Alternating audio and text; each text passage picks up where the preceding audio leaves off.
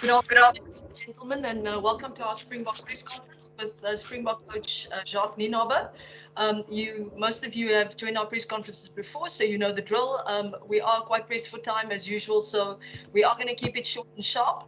Can I please request that if you ask your question, you ask one question rather than two or three in one question, please, so that we can get through more media if possible.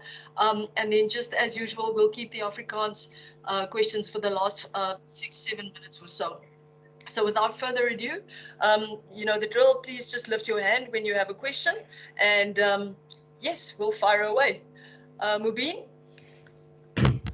Good afternoon, Zina. Good afternoon, Jacques. My I'm question to you, Jacques, is how has the Bulls and the Stormers players coming to the camp? Has it been a smooth sail for them so far? And then can you just tell us about the selection as well? Is the door still open for players like Dylan Lades and Raymond Rule still to make it in the future? Thanks.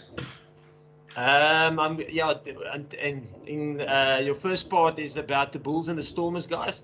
Yeah, obviously they've been with us now for 1.5 days. And obviously the Stormers guys came into camp with smiles on their faces, and the Bulls probably disappointed, which one will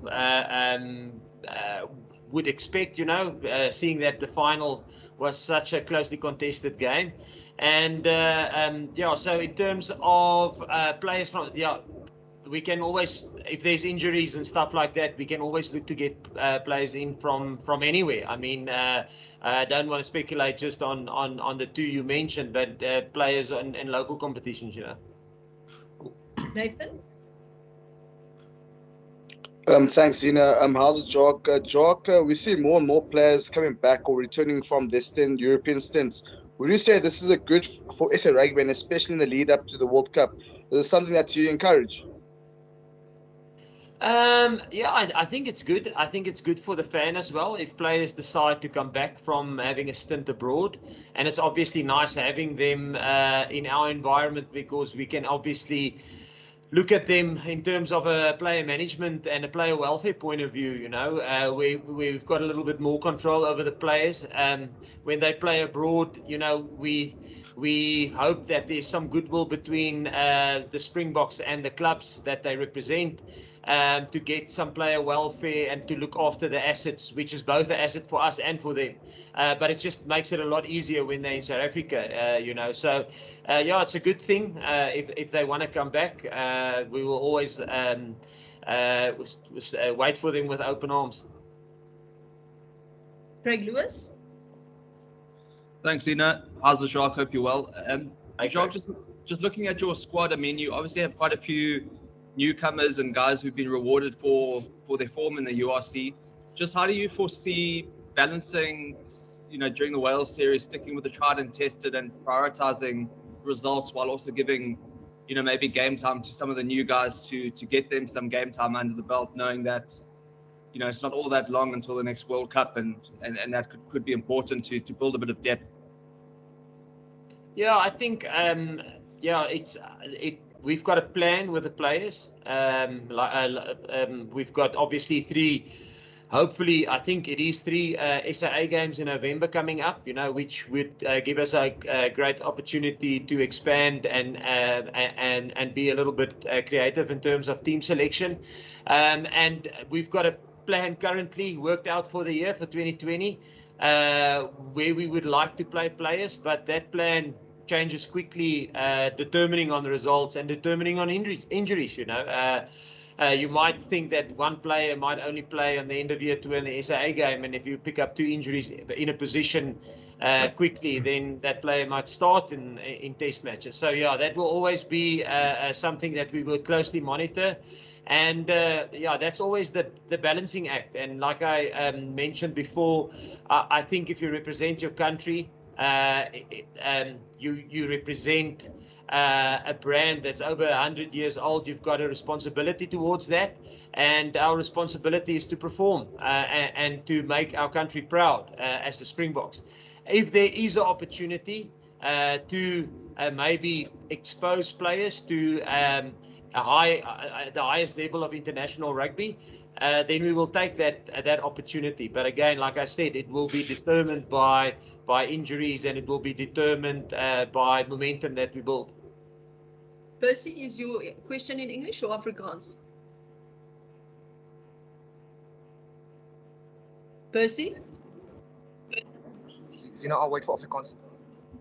Okay, any other English questions? There's only 2 hands up, which was Mubin and Nathan.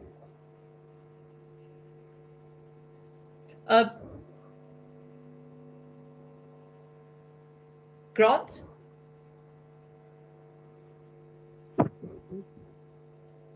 Grant, you can fire away. Yes, thanks. Can you hear me? Yeah. Yes, we can. Thanks, Jacques. What are you expecting from this Welsh side? Obviously, they've announced their side now. What type of challenge do you expect? I expect a desperate Welsh side, and not because of where they are, because and I can't give an opinion what's going on in their camp, but we've been desperate before as the Springboks when we came back in 2018. So I know what that feels like. So I think that's what we probably face. We will face a team that will be well prepared. They had a lot of preparation time building into this series. And I think they will be well coached, well prepared, and desperate. And again, I'm not saying desperate in the sense that they have to get a victory, but desperate in the sense that purely because I know what it feels like in 2018. Ken Borland? Thanks, Zina. Hi, Jacques. Jacques, there's obviously been a lot of focus in the last few weeks on guys like Ifan Ruiz and Ulrich Loh, and deservedly so, given their URC form. Do you feel, though, that there's still a bit of a thing in South African rugby that we're a little bit insular? And I mean, I was speaking with reference to then a guy at the weekend like Jasper Wiese, who puts in an incredible performance in the Premiership final. And yet, his name just doesn't really come into conversations a lot locally. Do you feel like South Africa, we really need to broaden our horizons a bit and fully embrace what's going on in the rest of Europe? Yeah, if I understand you correctly, Ken, yeah, I think yes, obviously it speaks volumes for the depth that we have, and even if you look at the 2 gentlemen you mentioned and you look at Dion Fourie in terms of putting in a man of the match performance in the final, and then you look at Jasper Wiese putting a man of match performance in the Premiership, and that's probably where sometimes when we sit here and we discuss players and we say, listen, my job is on a Saturday. If there's Friday night games, we normally get the games about between 4 and 6 hours after they've played. So our job as a coaching staff from the national side, when we are not in camp, is to make sure that we are on every single player that we follow, to make sure that every single game they play, we watch every tackle, every pass, every kick. So when I think if you look at the squad we selected, the names you mentioned and the names that I've mentioned now, I think you can see probably a feather in the cap for the selectors. I think the players that they have selected for this squad are all in form. I think the challenge for us now from a coaching staff is to make sure that we align them. They've been coached now by their franchises for quite some time, and they would be used to their systems. So our challenge will be to align them with us. And some of the players who will come in from locally or come in from abroad, some of them have been part of us for about 60 weeks, 50 to 60 weeks have they been part of us since 2018, almost 40 test matches. So their alignment will probably come a little bit quicker due to experience working with us before. And some guys, although they are in form, will come into our environment and they're not used to how the Springboks do things, and so our challenge is to make sure that we almost bridge that gap as quickly as possible, and I think it's both our responsibility as coaches and leaders and management, and also the players' responsibility to take ownership of that and make sure that they get aligned as quickly as possible. I hope that answers your question.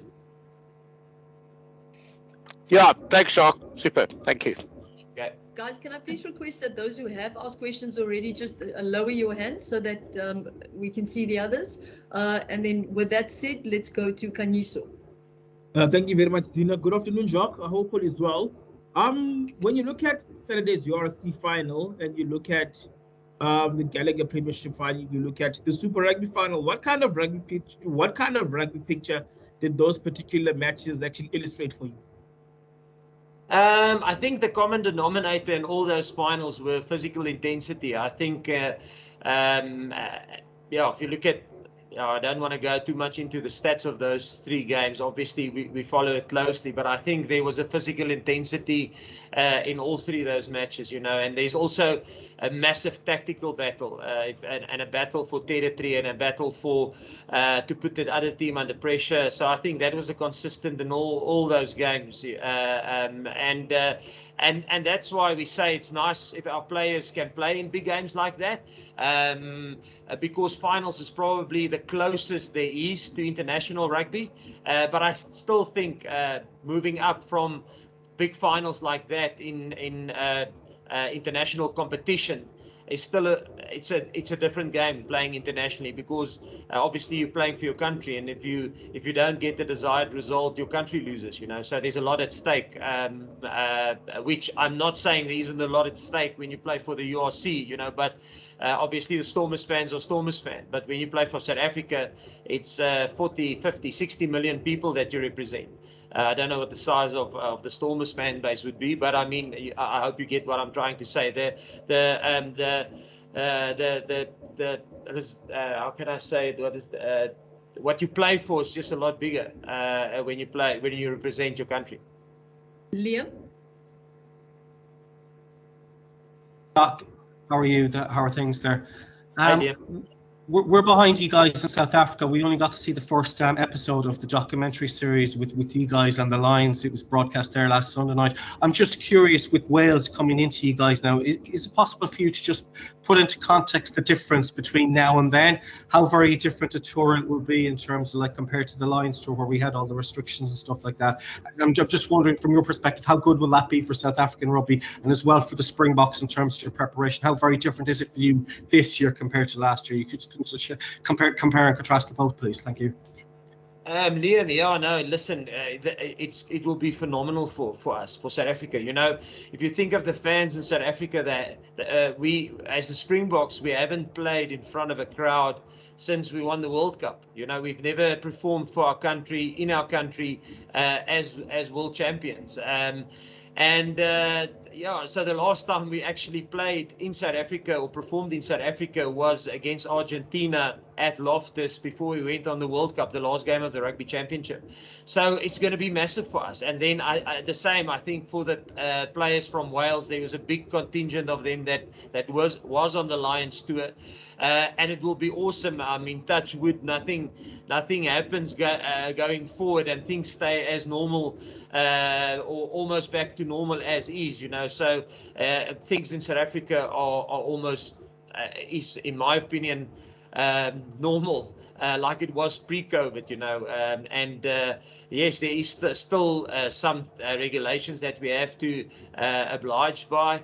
But it's not at all like it was with the British and Irish Lions, and I must say, looking back at it, it will be a time that would always be remembered. The sacrifices made by both the British and Irish Lions players, management, their families, and the South African players, management, and their families was tremendous. And it speaks volumes for how big a series that is, and how big a tournament it is. The British and Irish Lions, how big a deal it is. It's massive. It's, in my opinion, it's the World Cup and that.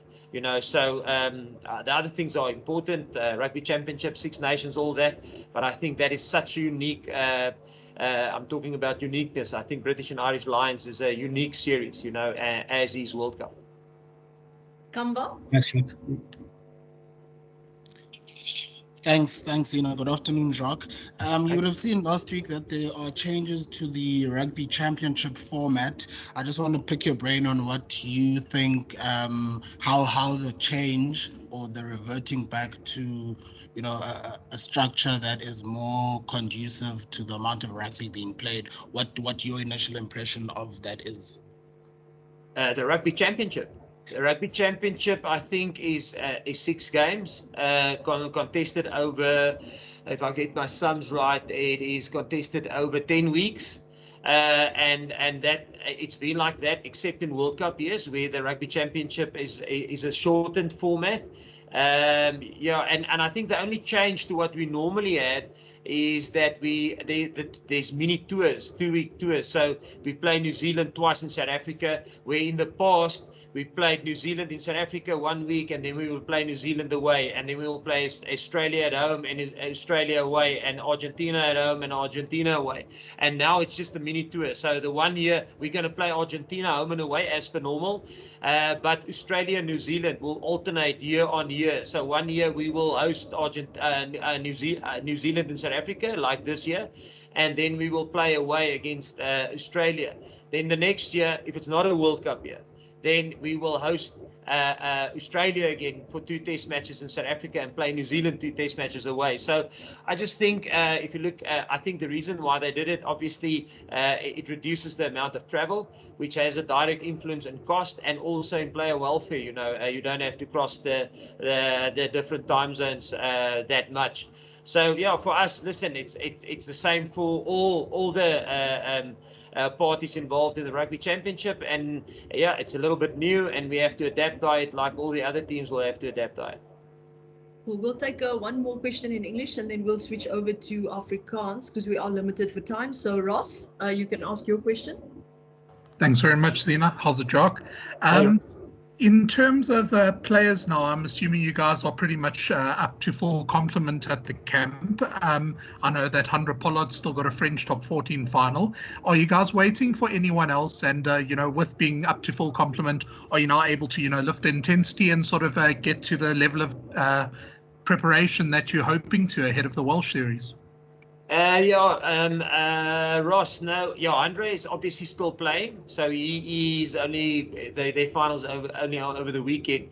But then also we don't have any of our Premiership players who's playing in the Premiership. We don't have them with us. They are only being released according to Regulation 9 of World Rugby, which is a week before the Test match. So they will only join us on Monday. As per regulation, like it normally is. We are fortunate now to get the Japan-based players, the Japanese Rugby Union, and obviously the clubs agreed that the players can start working with us a little bit earlier. So, like I say, sometimes the national unions and the clubs agree with that, and sometimes the national unions and clubs just stay strictly with Regulation 9, and then we will have to oblige by that. So we will only get our Premiership players on Monday. Guys, that concludes the English section of our press conference. So for our international media, you can tune off now if you'd like. We will now go to Percy for Afrikaans. Zina, thank you so much. Zina, can I ask you two Afrikaans questions, or should I just stick to one question? Dis reg, Percy.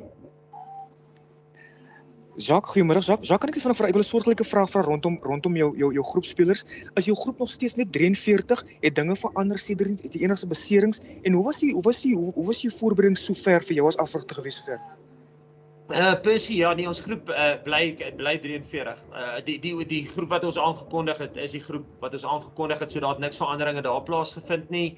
En ja, uit die aard van die saak, 'n mens sal moet sien soos die spelers in die groep inkom, is daar enige beserings en selfs in ons oefeninge kan ons beserings optel en dan moet ons besluit of ons aanpassings gaan maak of nie, maar ons het 43 spelers, so ek dink nie as daar beserings is, ja, nee, ek kan nie, ek weet nie. Ons sal moet kyk waar die beserings en watse posisies dit plaasvind en of ons dan iemand moet inbring en of nie.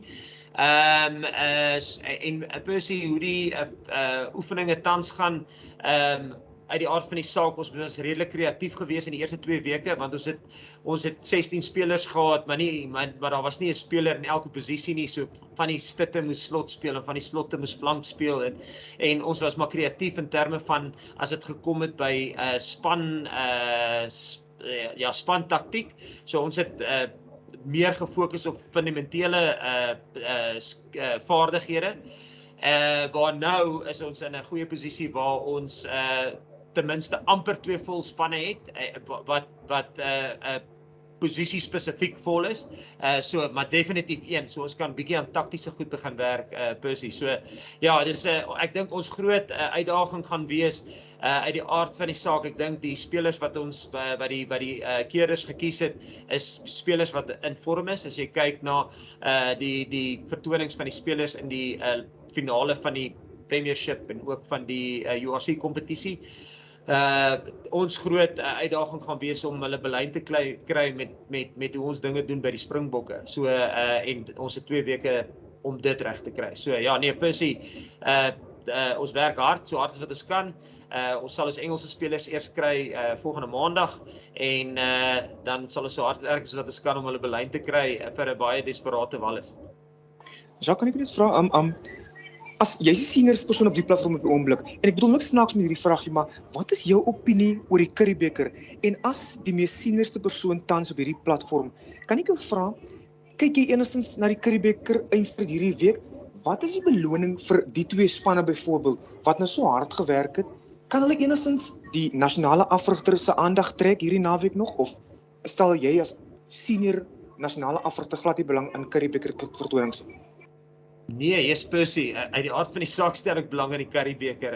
Ek dink ek en Rassie het nou die dag hieroor gepraat, jy weet, toe Jacques Burger nog by die Griekwas gespeel het ons soos by die wedstryde plaasvind, as ek sê ons doen ons kyk na die vertonings van spelers en doen 'n performance analysis op spelers, dan is dit baie wyer as net hierdie groep van 43 wat is aangekondig het. Dit gaan tot by 60, 65 partykeer, jy weet, en ou so Jacques Burger is iemand wat ons 'n paar jaar terug toe hy nog by Griekwas gespeel het, dopgehou het.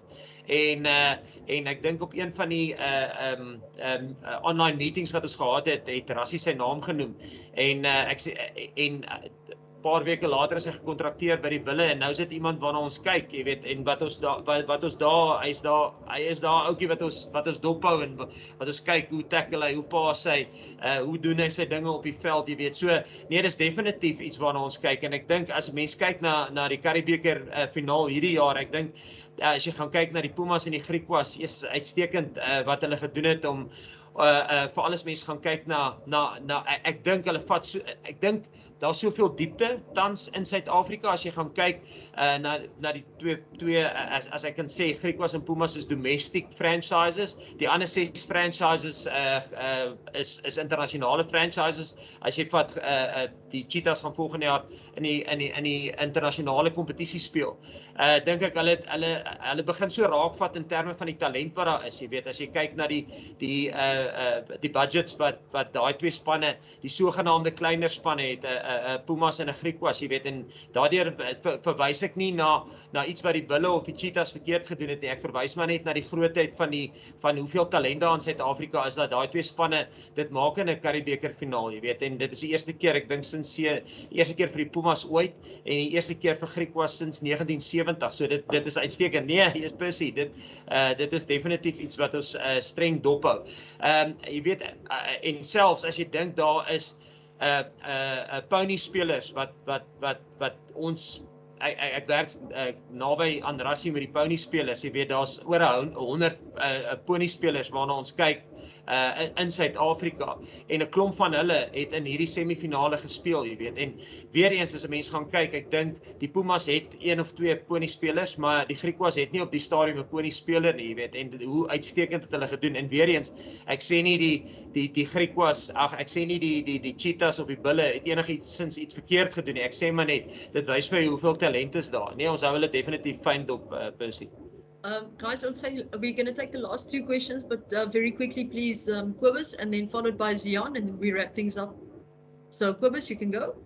Baie dankie, Zina. Hallo, Jacques. Hey, Kobus.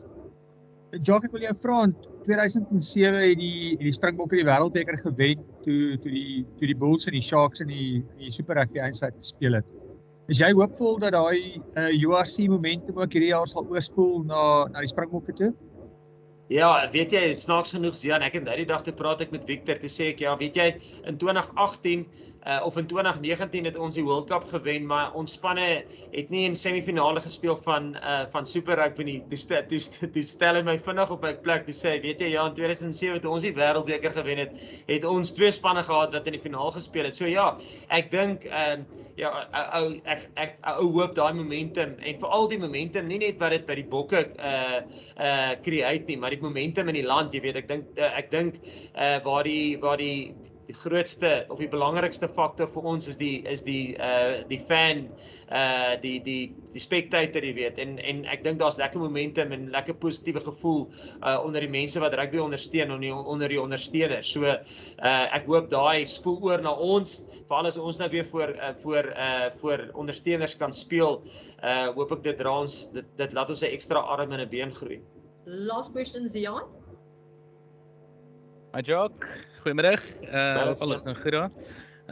Ek wil net vra wat jou opinie was op Dion Fourie se vertoning in die eindstryd en dan die impak wat hy gemaak het by die Stormers sodat hy teruggekom het, en as jy bereid is om te deel min of meer wat sy rol is en wat julle planne is met hom. Ja, nee, kyk, Dion, ek dink Dion, ek wil nie net oor Dion praat nie. Ek dink as jy gaan kyk na die 43 ouens wat ons in ons groep het, behalwe Johan wat ons nou 'n spesiale projek mee het, Johan Goosen in terme van om hom bloot te stel in ons omgewing, want hy is nog een wat beseer is. Hy's nog 'n speler wat beseer is.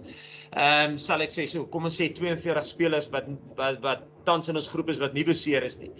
Sal ek sê, ek dink die groot ding wat die keerders voorgegaan het is kan ek maar sê konstante goeie spelpyl. Ek dink soos Dion baie keer wen spelers van die wedstryd hulle man of the match performances, maar dit is die konsekwentheid van hulle performances wat ons na gekyk het, jy weet. Ouens het consistently goed perform deur die loop van die jaar. So ek dink nie net Dion nie.